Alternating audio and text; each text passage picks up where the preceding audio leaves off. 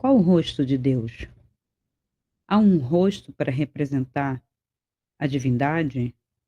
A divindade é antropomórfica ou ela aponta para uma transcendência? Se aponta ao rosto que tem.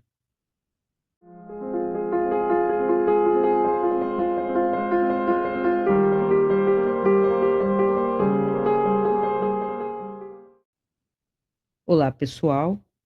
Então vamos a mais um vídeo de religião e espiritualidade para dar continuidade àquela desconstrução, né, imagética, ideológica que vem dentro dos sistemas de religião que estão relacionados a um compromisso político de manter a sociedade sob uma égide, né, comportamental, né, e não só comportamental, regendo comportamentos com doutrinas, pode isso, não pode isso, na verdade tem muito mais não do que sim, né. E hoje, né, hoje com muito questionamento, pode, não pode, vamos abrir, né, a religião ela não é mais atemporal, ela é temporal, ou ela é ou não é, também se discute, porque quando se quer defender a continuidade de uma doutrina e de uma igreja católica apostólica romana com todas suas ramificações, eh, atemporalmente, por isso todo ritual é repetido e se respeita, se quer isto, a mesma missa, a mesma eucaristia, o mesmo isso e aquilo, ao mesmo tempo querem,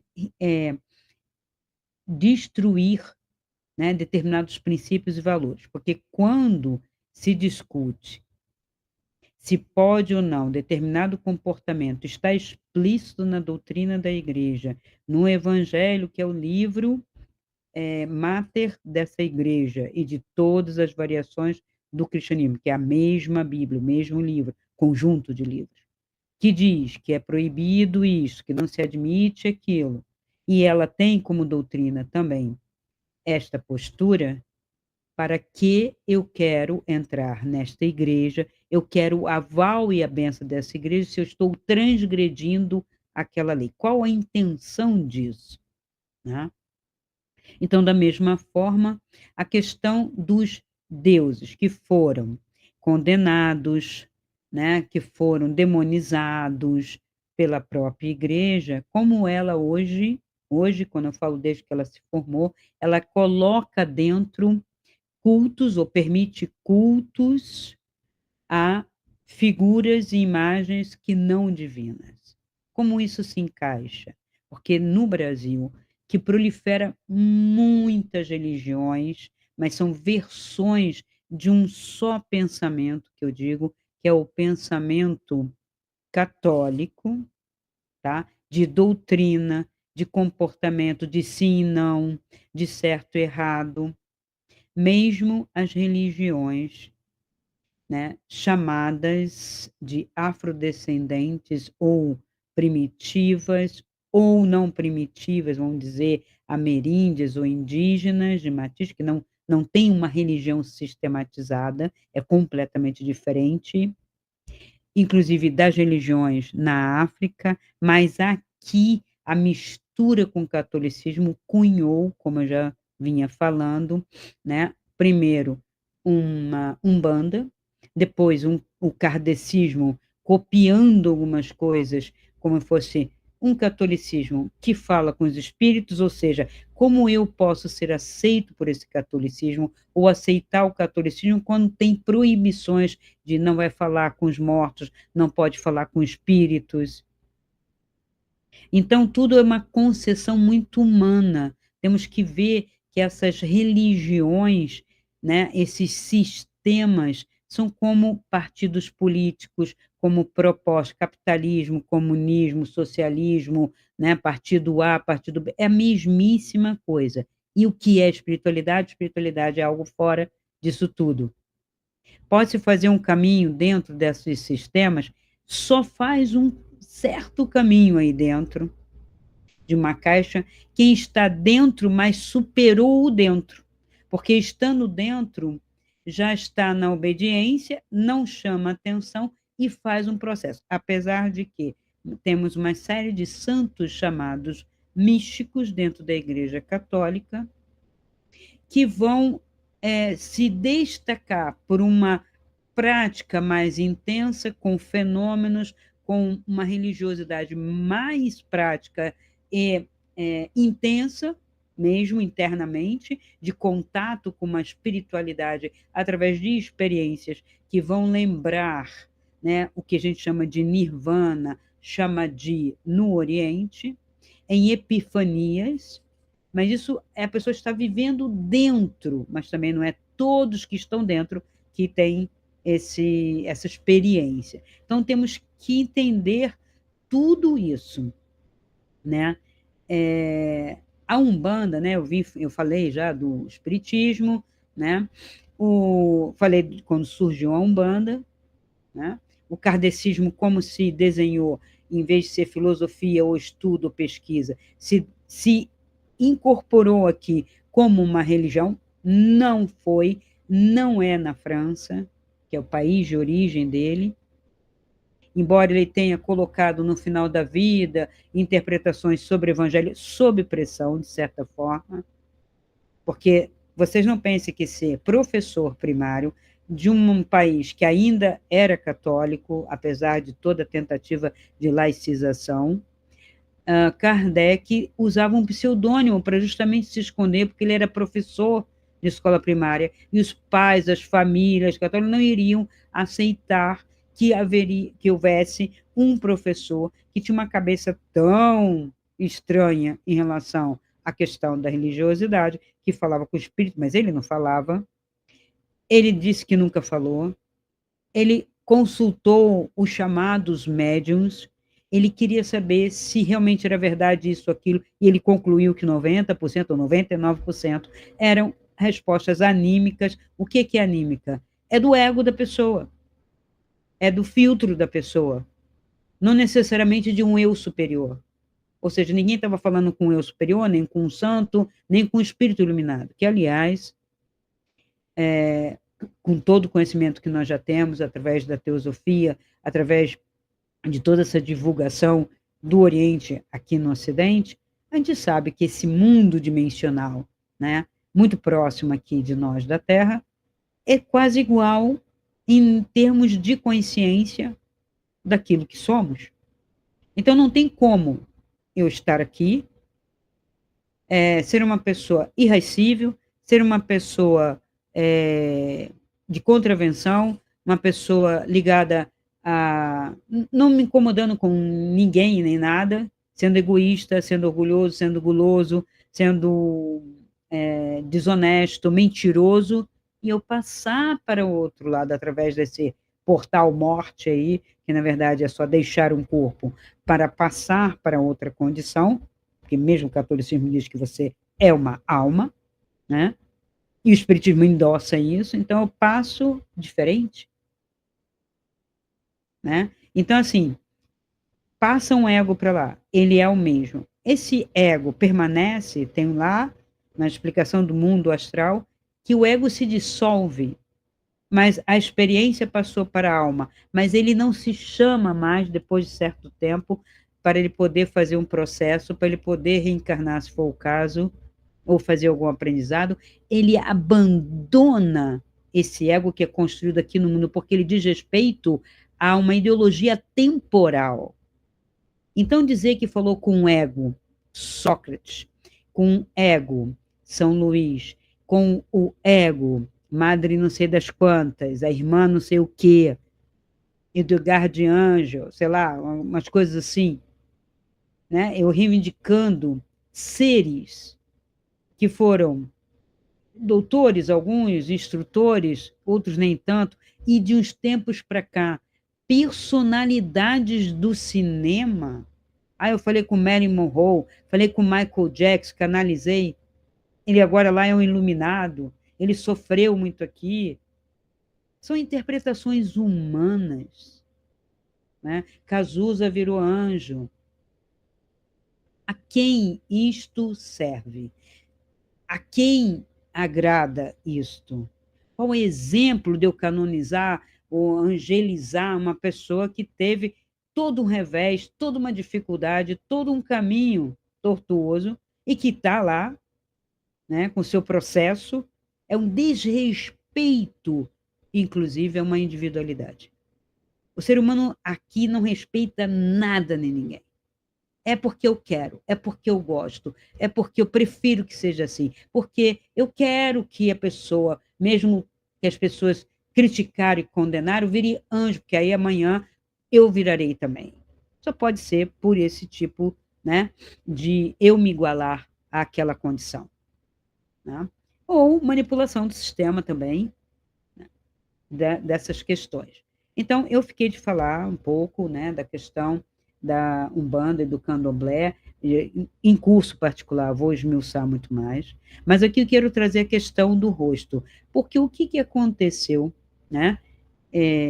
Kardecismo, uma coisa, né, falar com o espírito e tal, doutrina da igreja, né, fazendo uma revisãozinha, não muito revisional do evangelho, não teve um para dizer assim, olha, esse texto foi deturpado, esse texto foi alterado, estão faltando livros, porque o que a gente tem hoje deveria ter sido já revelado, mas hoje a gente tem, pela arqueologia e outra linha de estudo, que os textos gnósticos são autênticos, são versões, inclusive ensinamentos do Cristo. E não teve um espírita para falar isso, muito menos Kardec, nem os espíritos daqui. E continuam com a mesma lenga-lenga. E, aliás, os espíritos que vêm e falam e canalizam, e espírito de Júpiter, e Ramatiz, e não sei o quê, ninguém para falar nada. Nada. Só para corroborar de uma maneira um pouco suave, ou aquiescente, ou não, a mesma doutrina da Igreja Católica. Então, a gente não sai da mesma coisa. Os discursos são redundantes, parafraseando um ao outro, de bondade, de irmandade, de fraternidade, né? Falando manso, irmãozinhos, maninhos, criancinhas, num discurso de infantilização que não traz responsabilidade social, não traz responsabilidade política, não traz responsabilidade familiar, não traz nenhuma responsabilidade. E hoje, né, do século XXI para cá, ainda está pior. Então, para trazer a configuração de como o indivíduo lá, né, que fundou a tal da Umbanda, misturando algumas coisas do... Ele quis misturar. Ah, eu vou misturar um pouquinho de indígena aqui, esses deuses aqui, o caboclo, falando coisas inteligentes, ensinando ervas e curas. Ali eu vou pegar alguns deuses dos africanos, tudo misturado, porque eles não misturam lá, tudo misturado. E aqui a gente faz essa salada e ainda coloca Jesus Cristo e Nossa Senhora nas suas diversas aparições. Essa é a lógica. E assim, uma religião é um mínimo de lógica para você poder ter um parâmetro, né? Até mesmo doutrinal, como eles querem dizer, porque senão uma salada tudo pode, pode tudo, e por isto, exatamente por isto, que hoje nós temos extraterrestres se manifestando em canalizações e incorporações. Porque pode tudo. Se eu quiser pegar um, uma entidade, vamos dizer assim, do Oceano Pacífico, que agora ela está aqui, eu vou botar. Eu vou botar. Quem vai me impedir? Né? Tudo pode ser canalizado, incorporado, e a incorporação é o fenômeno mais mal explicado, né? Porque se você incorpora, alguém tem que sair para alguém entrar. Será? Sai um e entra outro? Fica junto? Onde fica? Daí dá margem para a tal teoria dos walking. Um corpo foi deixado e vilmente foi usurpado por um indivíduo qualquer que andava já por aqui sem corpo e, ops, temos um corpo humano aqui, sobrando, bobando. Então, assim, a medicina falhou, o médico errou, o cara disse que o cara estava morto, mas não estava, ele ressuscita e não é um ser humano, é um Alquim, é um extraterrestre ou intraterrestre. E é uma brincadeira, né? De mau gosto com tudo isso. Aí ele tem um olho de réptil. Tem lente para fazer isso. Por quê? Porque o cinema já favoreceu. Então, depois do cinema, depois dos efeitos especiais de todos esses filmes, fica muito fácil eu aproveitar aquelas histórias, incorporar, absorver e mentir, porque muitas pessoas que também assistiram o filme começam a achar que era verdade, ou que é verdade. A pessoa só revelou o que já estava por aí. Então, se quisesse realmente desconstruir tudo isso, era só pegar e levar a Vera e mostra, prova, mas não interessa ao sistema, porque isto é uma forma de alienação e o caminho de espiritualidade que segue uma lisura, uma lógica assim, uma limpidez, uma clareza, não interessa, porque a pessoa que faz um caminho de espiritualidade prática, né, através de uma filosofia, ela pensa por si, ela alcança uma liberdade do sistema, não só do próprio ego, mas do sistema, porque o ego é o sistema e o sistema é egoico. Ela alcança isto e mais. Ao pensar por si mesma, ela começa a ver a falácia do sistema e toda essa intenção de controle e de discriminação que antes era religiosa e depois juntando uma questão racial e agora é sul global contra norte global, ou seja, o primeiro mundo contra todo o resto, tá? E mesmo dentro do primeiro mundo, todos aqueles, a partir de um certo patamar, mandam e o resto obedeça. Mas não é uma coisa truculenta, porque eles sabem que não funciona mais, que quando eu mostro a face do mal, realmente eu consigo combater, porque eu delineio essa face do mal, e na verdade eu dissolvo isto, trazendo você para um parque de diversões com muita distração, né? Com muitos prazeres, e você se perde em si mesmo, no mundo, não faz nada, é aquiescente, e eu controlo você, controlo o seu pensar, o seu sentir, o seu gostar e o seu se expressar. E a pessoa jura, bate no peito, sou eu que penso, Cris. Não, não foi o sistema que fez a minha cabeça. Porque pensam que o sistema vai fazer a cabeça didaticamente, revelando, olha, estou fazendo a sua cabeça, olha, você tem que pensar assim. Gente, hoje nem na China, nem na China. É só botar canto de pátria, de pátria, de pátria, os livros didáticos, eu não vejo nenhuma outra realidade, eu não tenho como eu pensar diferente. E aqui, que ainda temos certa liberdade, certa, né, diferença que está sendo coibida, que está sendo perseguida, a gente ainda tem a possibilidade de pensar por si, tá? Então vamos lá. Afinal, Deus tem rosto? Há Deus e deuses, o que é isto, né? Aí, vamos tirar a questão da inteligência artificial, né? Deus é uma inteligência artificial, você é um avatar, nós estamos num jogo, essa babaquice também não dá nem para começar a discutir. Não, sinceramente. É a mesma coisa que antes o pessoal falava, eu vi anjo, eu vi fadinha, eu vi isso.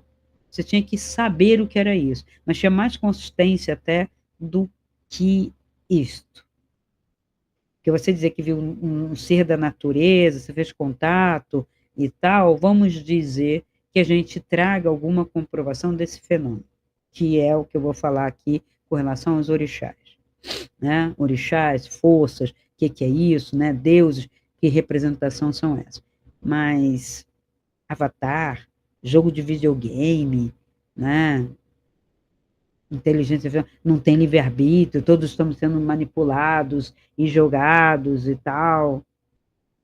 É meio estranho, porque todo jogo de videogame tem um padrão, e a gente não percebe esse padrão no ser humano.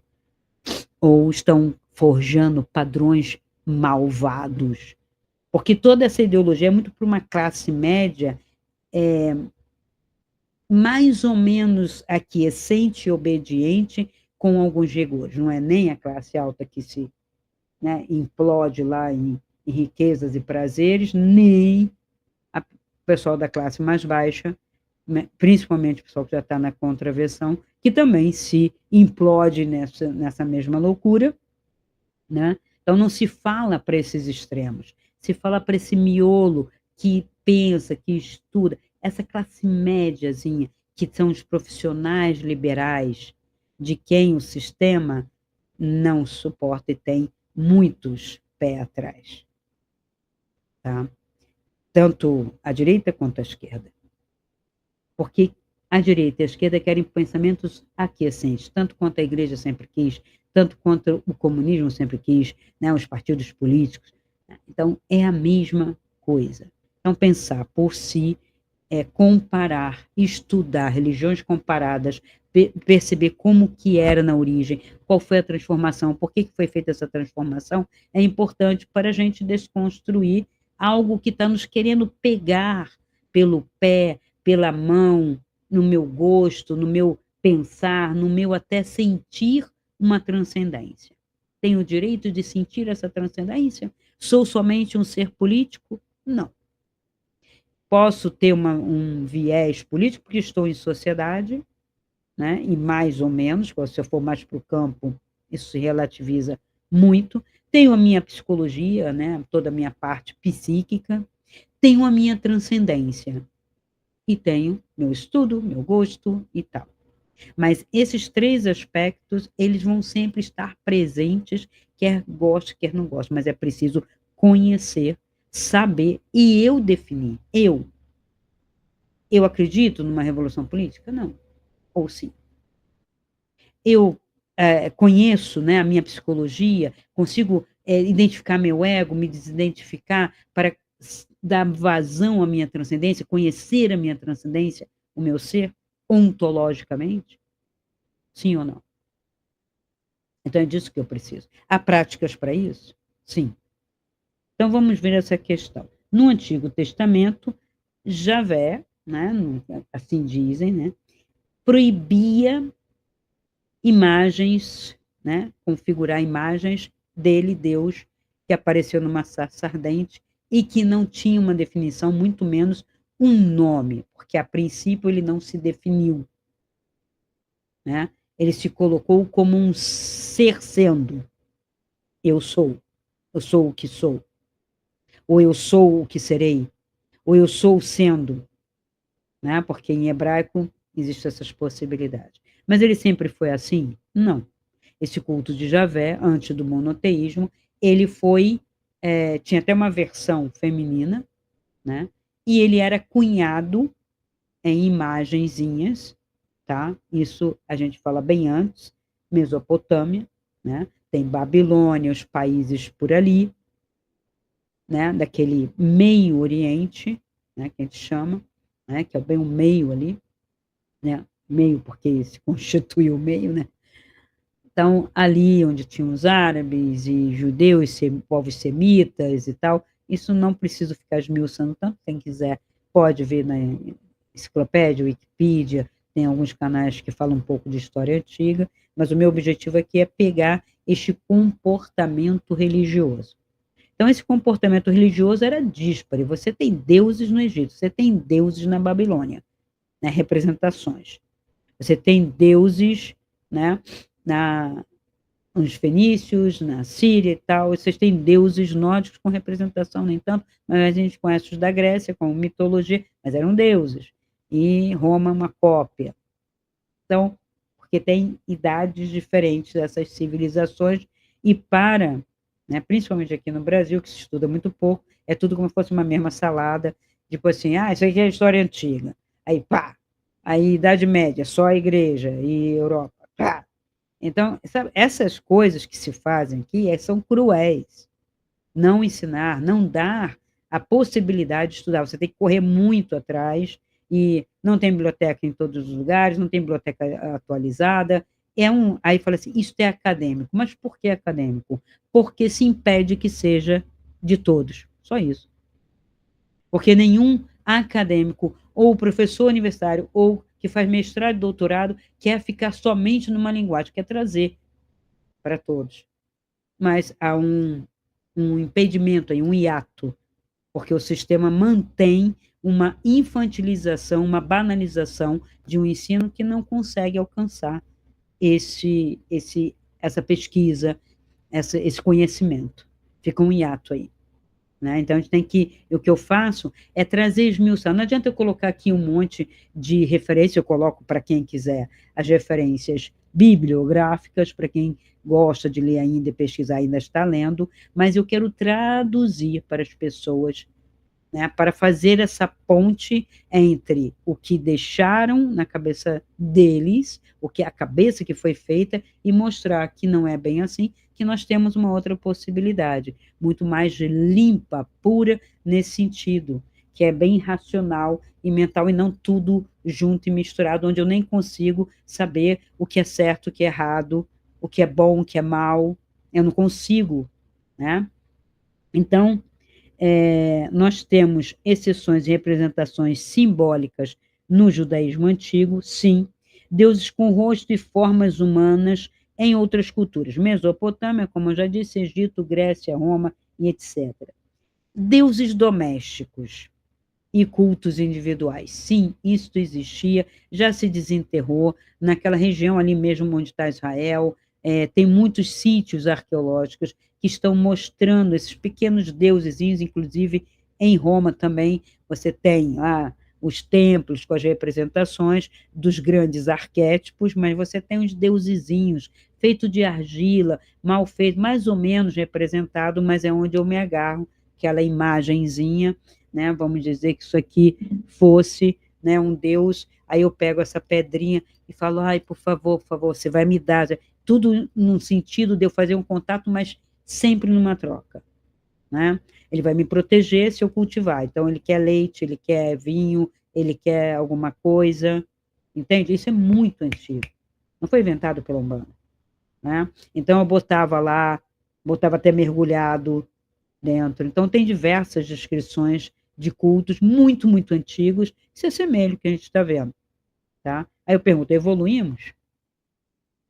Né? Já transcendemos isso? O que a Igreja Católica veio trazer se aceita tudo isso também?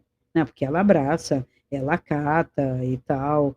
Né? Então, eu mergulho São Benedito no café. Por que eu mergulho São Benedito no café? Aí vem crenças, simpatias, herdadas desse judaísmo, porque a prática da sinagoga era muito mais a prática entre o povo, sempre foi outra, tá?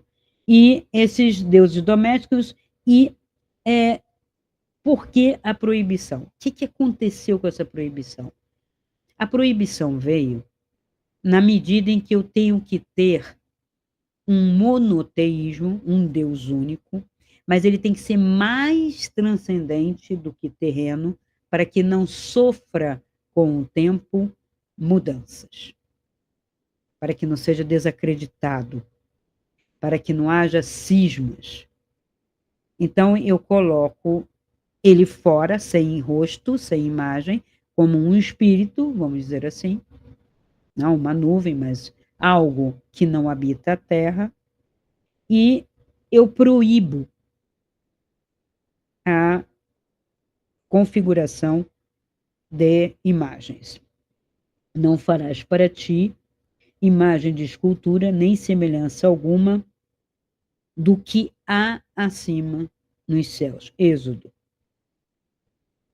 Então, nessa configuração, né, quando começa a surgir como oposição à Babilônia e Egito, que tinham diversos, e outras, né, civilizações, diversos deuses, e eu quero uma unidade político-religiosa no mundo, eu preciso construir um monoteísmo. Por quê? Se eu colocar um rei, ele pode cair e vai vir outro e vai mudar. Né? Se eu colocar o imperador, a mesma coisa. Ele vai morrer, o outro que seguir não é a mesma coisa, vai mudar. Eu quero algo que dure, que cresça, justamente por esta atemporalidade. porque o judaísmo é tão atemporal quanto é a Igreja Católica. Repara, né? Claro, a Igreja Católica é mais camaleônica, mas o judaísmo um pouco mais, vamos dizer, uma unidade interna, né, uma coerência interna dentro do que eles colocam. Por quê? Porque eu leio a mesma Torá, eu tenho os rabinos lendo os mesmos Talmudes, papapá, entendeu? Tudo igual. Eu não mudo, a igreja já mudou muito. O judaísmo não. Então, por isso que ele é mais rígido, mais fechado e mais perene do que uma igreja católica, que já rezou missa em latim, que já tirou o latim, que já traduziu a Bíblia para outra língua, porque aí veio uma ideia diferente do judaísmo de se expandir, né, no mundo como um império. Aí eu preciso de fazer algumas concessões, como toda política faz, né? Abre um espaço para algumas minorias entrarem, eu vou administrando esse tipo de coisa. Eu vou dando a minha versão para a minoria. Abraço, mas, entendeu? É uma troca. E eu precisava proteger não só esse império que eu estou construindo, né, esse monoteísmo, para fazer frente a outras civilizações, como proteger a transcendência divina, porque no que eu protejo a transcendência, ninguém pode tocar, nem criticar, nem falar se é assim ou assado, que não tem imagem, aponto para além, e assim eu evito sincretismo com divindades locais que existia, que era Baal, que era Astarote, Moloque, é Deus ali da Babilônia. Então, eu vou evitando isso.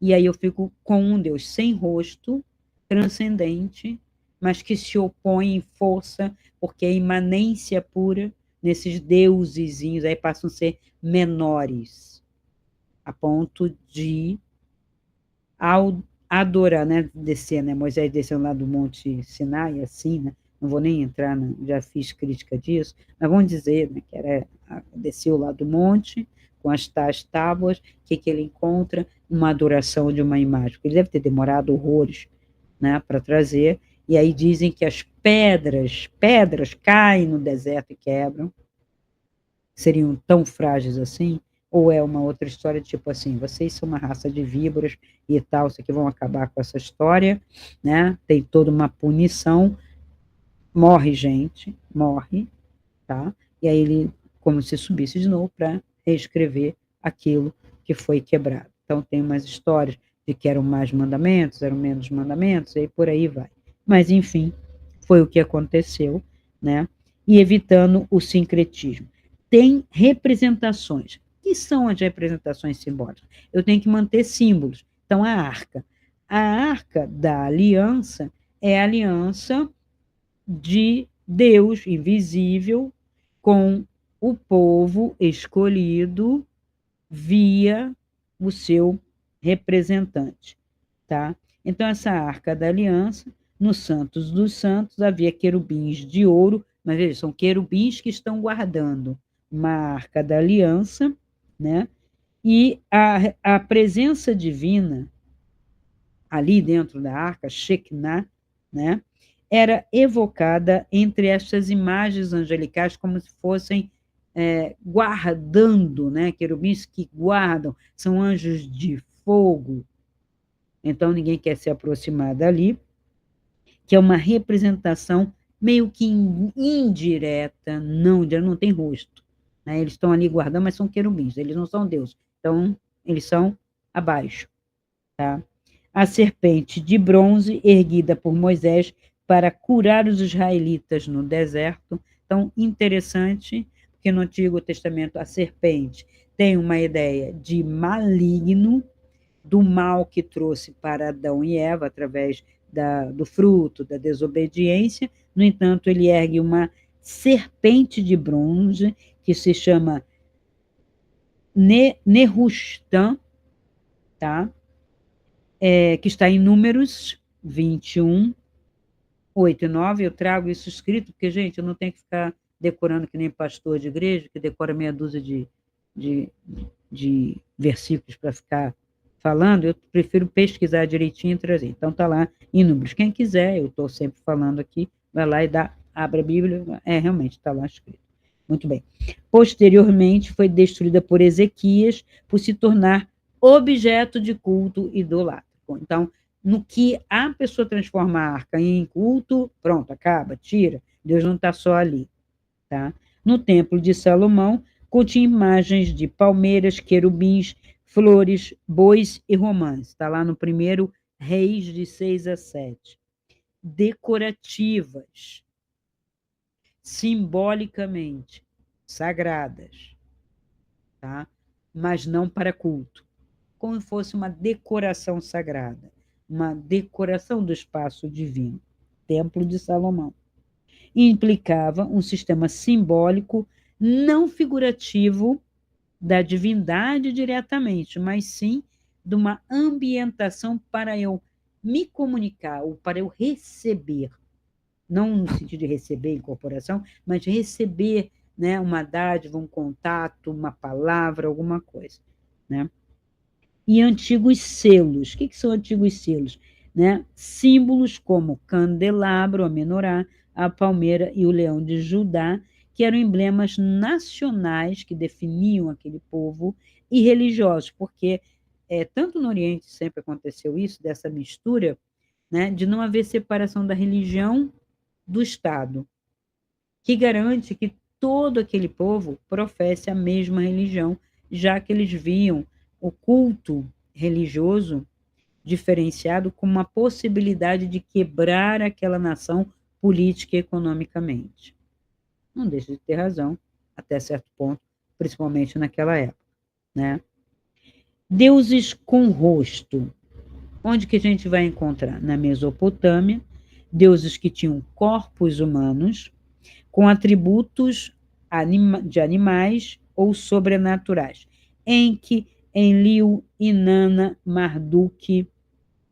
Essas estátuas eram tratadas como uma espécie de habitação do deus, alimentadas, eram vestidas e ungidas ritualmente, como eu já falei, que era colocar lá, né, o leite, o vinho, a água, o pão, uma coisa que representasse. Então, é como se aquele ser, aquele espírito, aquela, né, divindade viesse para se alimentar e agradecendo ao ser humano que fez aquilo, desse a ele aquilo que ele estava querendo.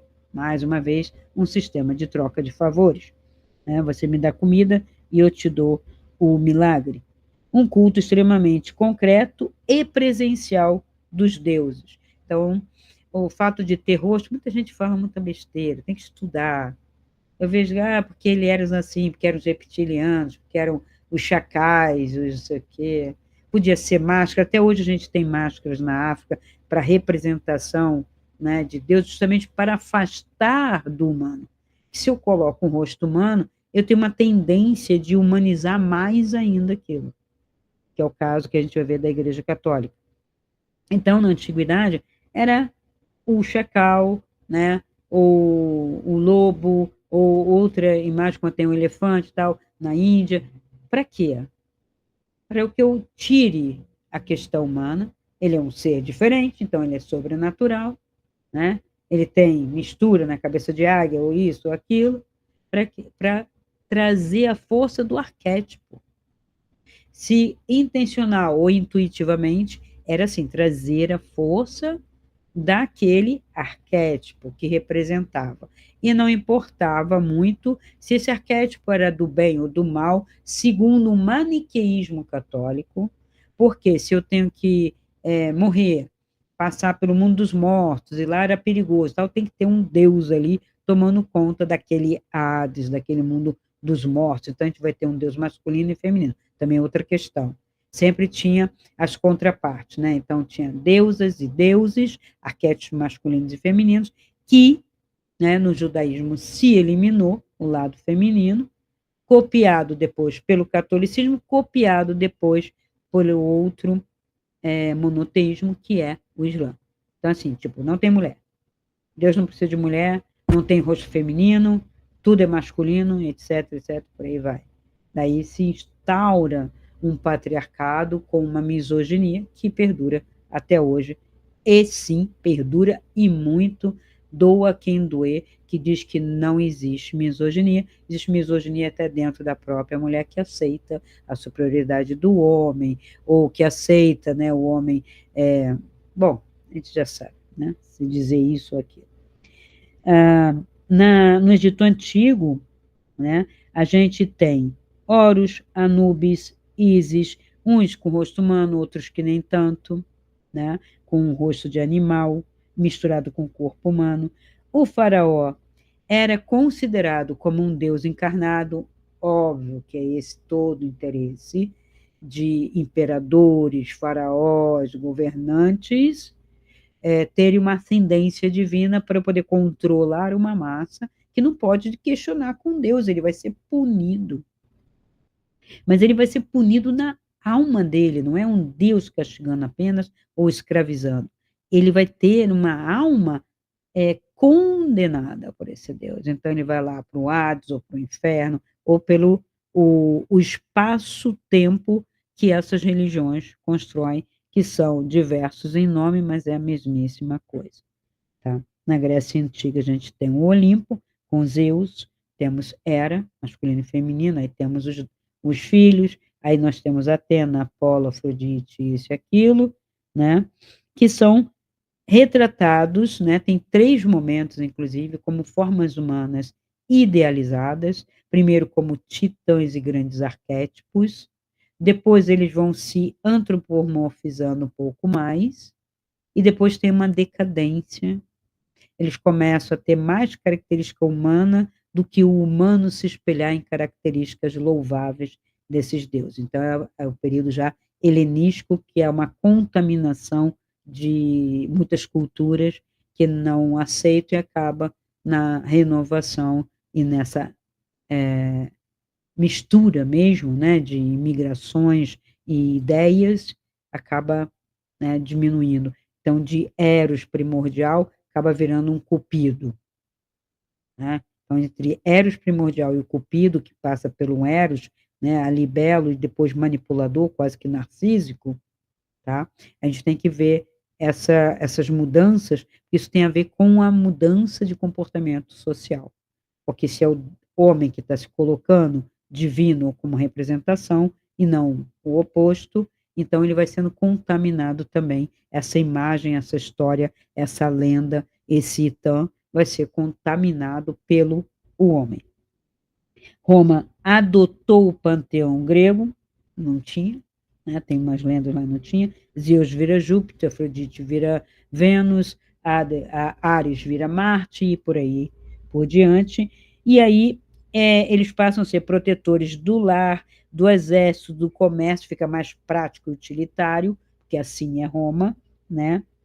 E havia o uso de larários, santuários domésticos, que são, né, depois a Igreja Católica Apostólica Romana vai adotar das pessoas colocarem o livro das horas, os santuários, para fazer oração doméstica, ou seja, dentro do lar, para proteção. Eu não preciso me deslocar, às vezes, para a igreja, somente em festividades especiais. Então, tudo isto, né, começa a acontecer, e aí eu tenho esses deuses.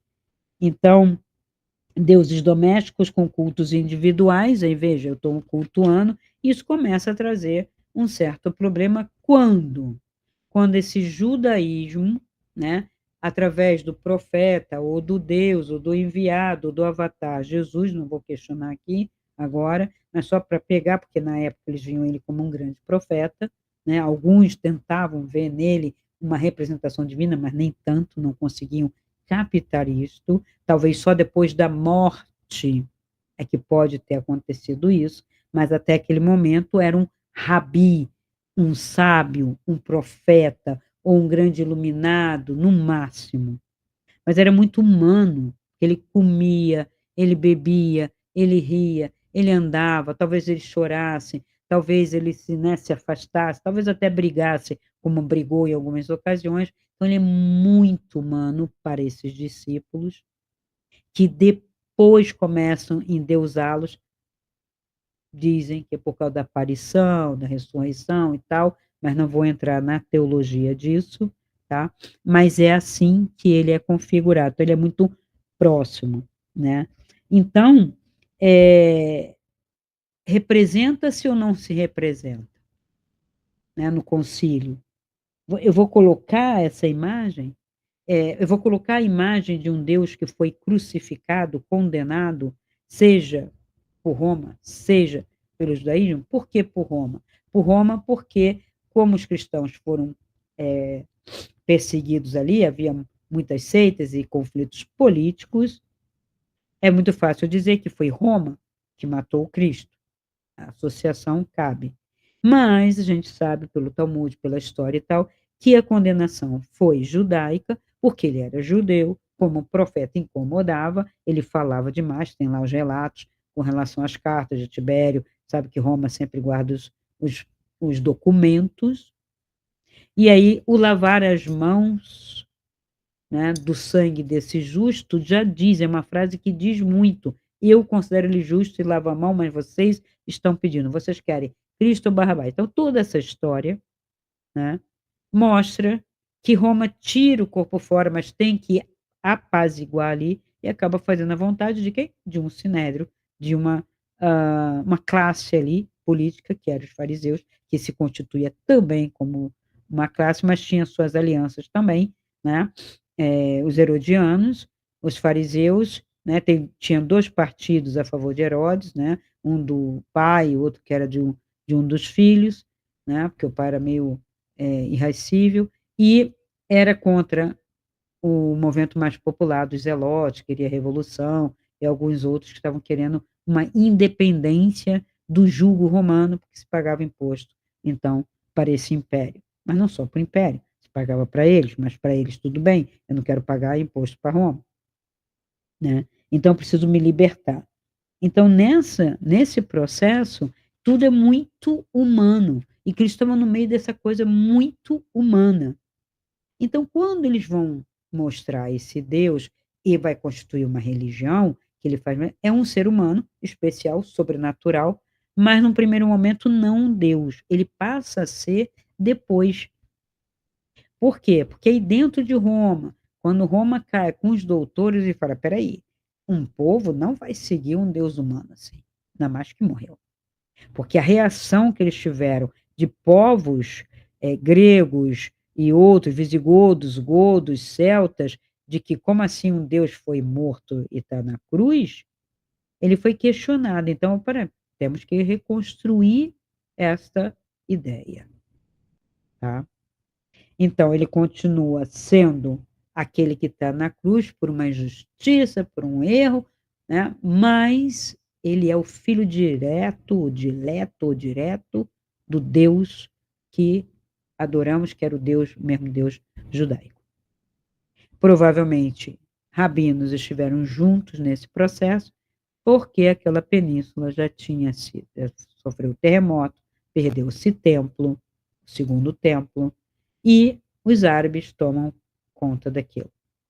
Então, eles estão dispersos pela Europa e influenciam esse processo, porque tem os doutores da igreja sinagoga. Cristo nunca fundou nenhuma, mas fundou-se em Roma essa igreja, né? E ele passa a ser uma emanação de força vital, mas com uma marca, né, coletiva, genealógica, cósmica e ritual. Eles colocam tudo junto, né? Ele é o Deus puro, feito carne, aí vem João, né? Feito carne, que habitou entre nós e voltou para o seio do Pai, né? Então ele aponta para essa transcendência, com justiça ou não, mas não importa, ele voltou e ele deixa então uma marca cósmica, porque ele está nessa transcendência, ritualística, porque estabelece um ritual através, você vai, da Eucaristia, né? E genealógica, dando origem. E essa origem junta e traz um judaísmo. Só que eles não trouxeram todos, claro, né? Mas está lá nos livros. Então, a gente tem que entender, né, que dentro dessas religiões muito políticas, com mais conhecimento, com mais estudo acadêmico, com, né, doutores de lei, ela tem essa configuração. E nas outras religiões de outros povos, por que não tem?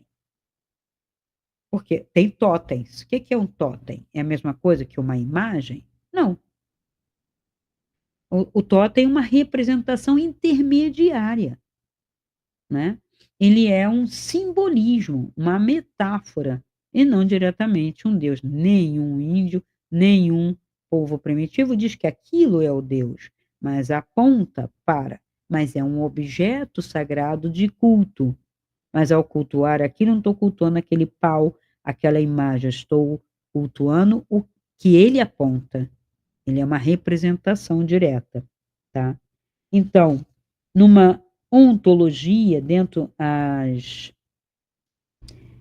religiões, né, de matriz africana, ou mesmo matriz indígena, First Nation, que seja, né, a, o totem, né, por exemplo, de uma águia, né, a águia como um totem, né, ela não é uma divindade, mas o espírito ancestral, a representação de poder, a virtude arquetípica, a visão, força, soberania, né, liderança, poder, né, individual inclusive, eu absorvo quando cultuo aquele totem. Então, eu coloco a águia, né, na representação, né, na minha cabeça, e aí eu danço e tal, me consagro àquele arquétipo, e aí eu estou em comum, né, eu, né, minha consciência e a consciência da águia.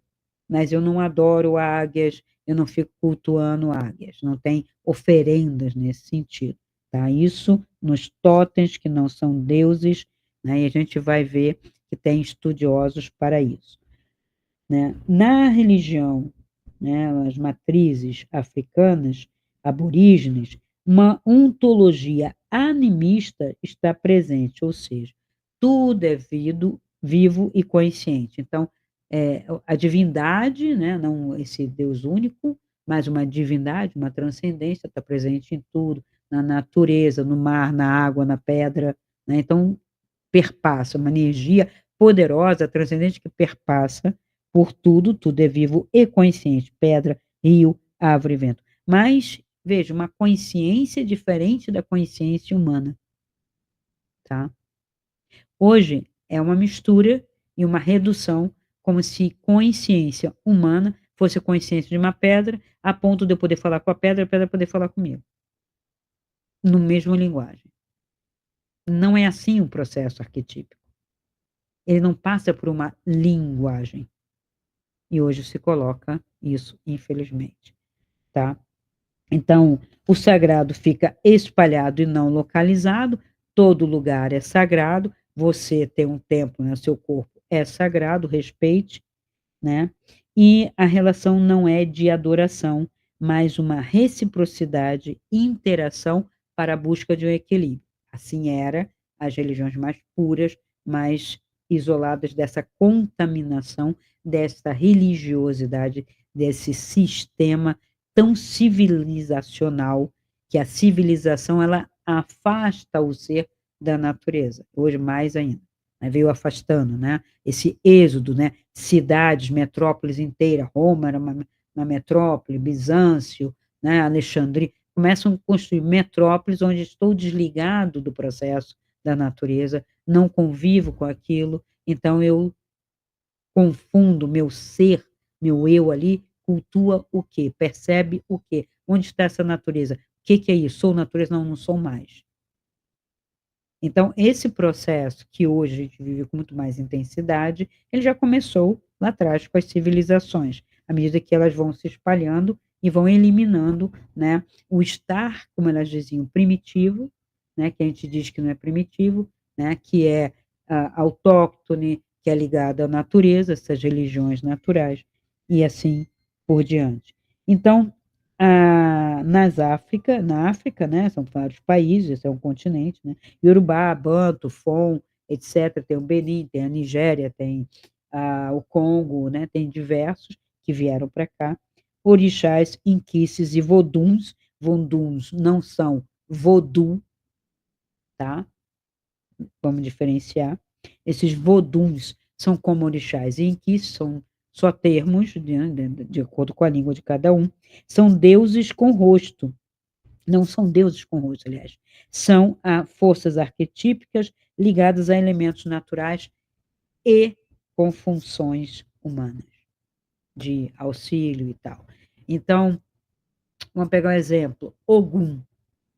Ogum não tem rosto, não é um guerreiro, mas inspira guerreiros, é uma força bélica. Quando eu falo força bélica, ela pode ser com lança, sem lança, na palavra, né? no eu ganhar alguma coisa, ele abre caminhos, então tem vários significados por isso. E aí tem os femininos também, que a gente vai ter a Obá, a gente vai ter a Yansan, mas também sem rosto, uma polaridade feminina e masculina. Então, tudo é dual nesse mundo, dual, masculino e feminino, tá? Representações de Exu, né, que são metonímias, então vêm os objetos, ferros, búzios, pedras como otais, mas não tem imagem. Essa imagem é da Umbanda. O indivíduo que fundou pegou um santo católico, foi ele que pegou. Não foram os negros querendo disfarçar, que contaram essa história, que eles queriam disfarçar, porque iam ser perseguidos, e aí fingiam que estavam adorando um Deus católico. É o oposto. É o cara que foi lá, pegou o Deus católico, porque ele era branco, e queria colocar isso, e misturou com os outros dois, e fez a salada brasileira, que é branco, negro, indígena. Ele fez a salada. E aí ele bota no mesmo altar Jesus Cristo, que seria o Deus, né? O Deus encarnado aqui, né? Bota Maria em suas diversas aparições, Nossa Senhora das Graças, Nossa Senhora da Conceição, Nossa Senhora da Aparecida, Nossa Senhora das Dores. Ficam aquelas imagens ali representando orixás, fica sem muita lógica, e às vezes o mesmo orixá com duas, três representações. A minha Oxum é que chora, a minha Oxum é mais velha, a minha Oxum é mais nova. Aí começa essa entrada muito egóica. Aí tem as chamadas deusas guerreiras, que seria o lado feminino, né, que eu falei do Ogum, como o homem guerreiro, né, que luta, que abre caminhos e tal. Aí eu tenho as que usam espada também, que é a Yansan, que é a Obá. Euá, que quase não é cultuada, depois já começou a ser cultuada. E elas começam também a pegar as santas mártires, que nunca brigaram, mas morreram porque insistiram na palavra crística. Então, foram assassinados, foram torturados. Né? Aí tem um São Sebastião, né? Um Oxóssi, que não combina muito, né? Com São Sebastião, que aqui uma coisa tem a ver com a outra, né? Que é um deus bem, um santo bem antigo lá da Idade Média, que morreu flechado, porque morreu a flecha, então a flecha, Oxóssi é caçador, mas aí você fala assim, peraí, se Oxóssi é caçador, Oxóssi morreu flechado, é isso? Então tem muita incoerência, consequência, e as pessoas começam a jurar que sim, esses santos falam, claro, porque é santo. Então não é mais um orixá que somente emana como força, ele personifica mais ainda, que essa é a criação da Umbanda, e a salada está pronta. Exu, então, meu Deus do céu. Isso vale só um vídeo. Na verdade, um curso sobre Exu no mundo, que figura intermediária é essa, o que ele representa, por que manipula magnetismo, por que é representado com tridente, por que é vermelhinho, vermelhinho porque é o diabo vermelho, que eu lembra? Eu falei na história do diabo que estava lá atrás, nos vídeos, que ele já foi verde, gosmento, horroroso, depois ele foi ficando avermelhado, não entendo, né? Do verde para o seu complementar, avermelhado, com chifres, rabo, né? Um rabo pontiagudo, meio como um deus Pan, alguma coisa assim. E aí depois ele para a igreja católica ele ficou um príncipe bonitão, a questão do príncipe lindo, caído, mas que seduzia. Porque veja, se eu digo que mulheres estão, copulando com o diabo, não vai ser nem com o homem verde, nem com o homem vermelhinho de rabo, né, tem que ser com Deus, né, alguma coisa parecida com um Apolo, com um deus grego e tal, aí até, cola. Então Lúcifer passa a ser, então, a representação desse mal, que não era, o diabo é uma figura criada, né, não é Satanás, tem 2 nomes aí, são diferentes, né, um é acusador, o outro é aquele da dúvida, né, então, tem muita coisa. Então vale, né, um curso e esse Exu. E aí o Exu tem a contraparte feminina, que é assim, então, uma terrível, que não tem arquétipo nenhum e é sincretizada com prostitutas, com mulheres que estavam pela vida, como se fosse, delas quererem essa situação. Então aí tem uma misoginia misturada, como se fosse uma purga e não é. Então a gente tem que entender essa figura que é mais complicada ainda. E aí vem a performance, que era performance antiga, que era tambor, canto e tal. Quanto a isso, tudo bem. E os povos da América, né? Como que eles têm? Eles têm entidades, né? Então tem uma representação física? Não. O xamanismo, o animismo é bem diferente, aí tem umas substâncias que são enteógenas para poder trazer alguma visão, essa visão não tem representação física e aponta muito mais para dentro, para o animismo da pessoa, do que propriamente para fora. Se eu acredito em Jesus Cristo, eu vejo Jesus Cristo, se eu acredito em Maria, eu vejo Maria. Se eu não acredito em nada disso, eu vou ver sei lá o quê, mas se eu acredito nesses que todo mundo já viu, já tem filme, que essa contaminação, ela ocorre pelo próprio sistema. Então a pessoa não pode dizer: "Não conheço os orixás, não conheço as imagens". Você entra numa casa para comprar uma vela, um incenso, você está vendo tudo aquilo, aquilo entra, né. Quem não foi, todo mundo fala assim: "Quem não foi, qual católico que não foi num centro espírita?". E não só espírita, kardecista, mas muito pelo contrário, para pedir favores, para fazer trabalhos, e continuam se achando católicos, é aquela mistureba que acontece no Brasil. Então, esses totens, eles operam como mediadores dessa coisa simbólica, né, a função é genealógica, ética, cosmogônica, ritualística e pedagógica para aquele povo que não tem isso estruturado como escola, como saber. E vem através de quem? Do xamã, do pajé, daquele que representa o feiticeiro, que é representante dessa transcendência, junto com o chefe, o cacique, o líder daquelas, comunidades, tá. Então, eh, é nesse sentido que a gente tem essa salada dentro da religião chamada Umbanda. A Quimbanda seria a inversão disso para o mal, deve ter mais Exus ou outras entidades lá representadas, muito piores, e aí tem muita coisa, muito muito sangue, muita comida, né, muita coisa nisso tudo. E eu posso então dizer para vocês que a partir, né, de João, que fala, né, o verbo se fez carne, né, e teve muita dissidência, não foi assim tão tranquilo não, tá.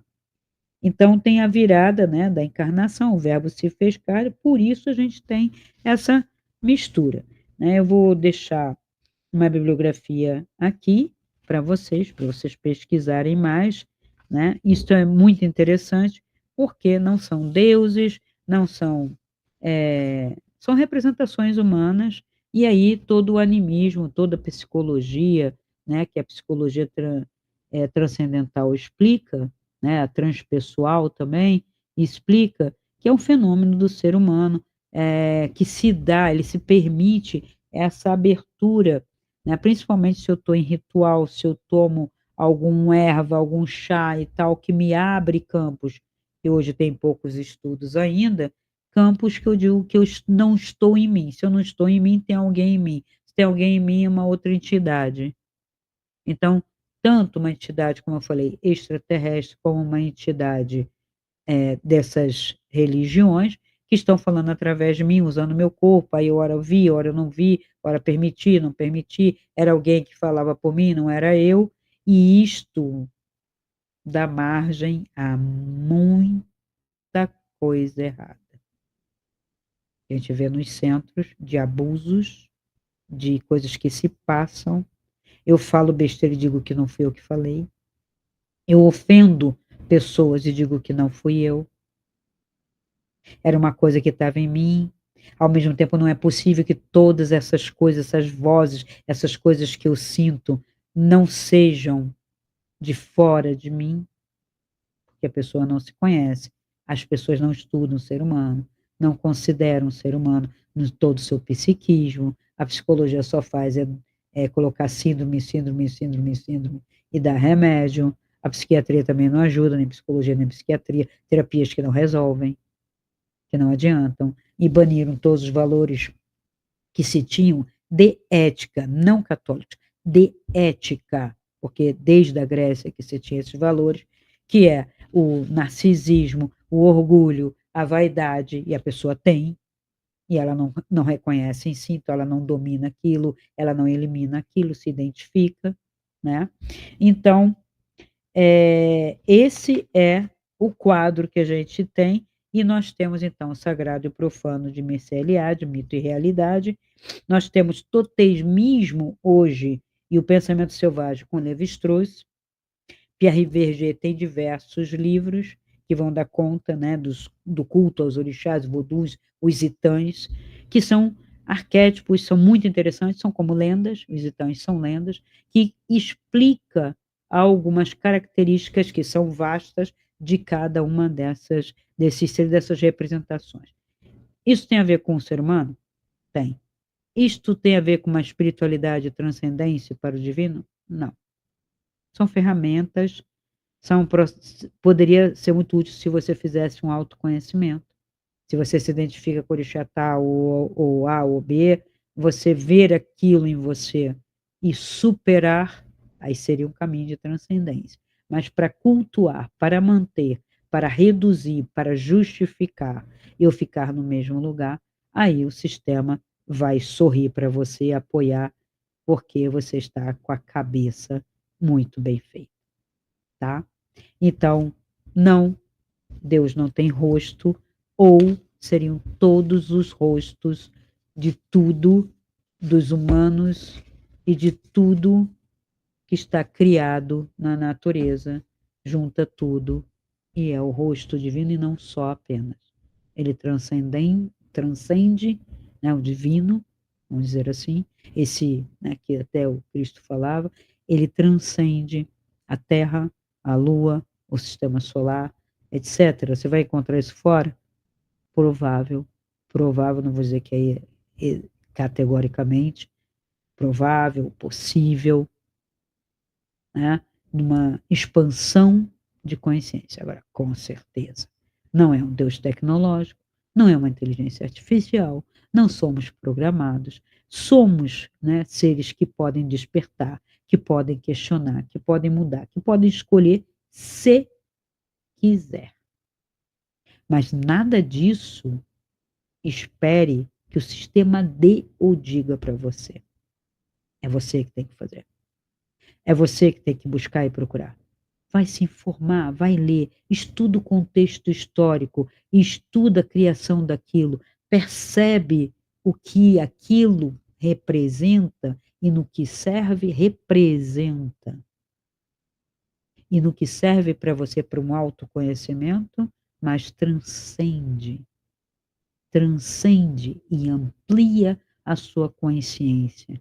Conhece-se a ti mesmo e terás dominado tudo a si e ao mundo. Como é dominar? Dominar é controlar, exercer poder? Não.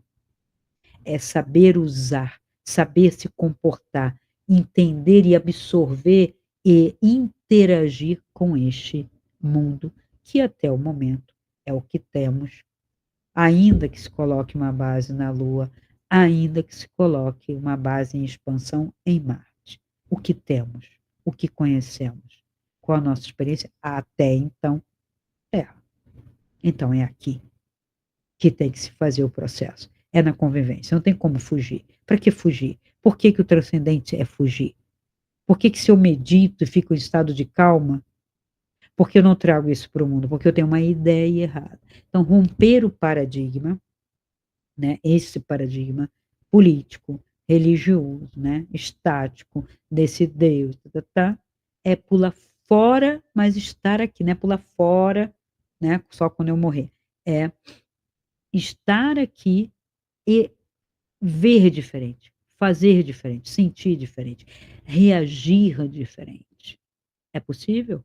Claro, este eu digo categoricamente que sim, porque temos mestres, gurus, iniciados, pessoas humanas que sim, não são deuses, mas apostaram numa transcendência de si mesmo e fizeram o caminho.